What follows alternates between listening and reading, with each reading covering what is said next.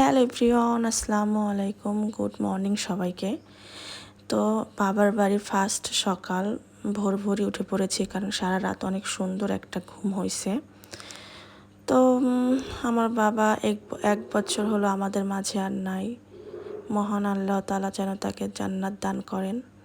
তবে বাবার স্মৃতি সব জায়গায়। এই যে এই লেবু গাছগুলো আমার বাবাই লাগাইছেন, মানে এত সুন্দর লেবু হয়। যদিও এখন লেবু নাই, তবে পাতার থেকে লেবুটাই বেশি থাকে। তো সকাল সকাল আমি এই যে ভাত নিয়ে বসে পড়ছি। আমি তো এর আগেই বলছিলাম যে আমি 3 বেলা ভাত খাই বাবার বাড়ি আসলে।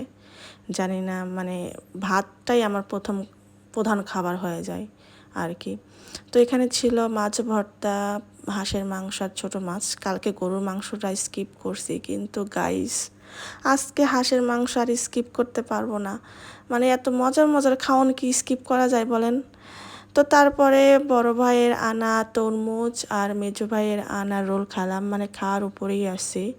খাওয়া বাদ যাবে না, খাইতেই হবে সর্বক্ষণ, এটাই একমাত্র উদ্দেশ্য।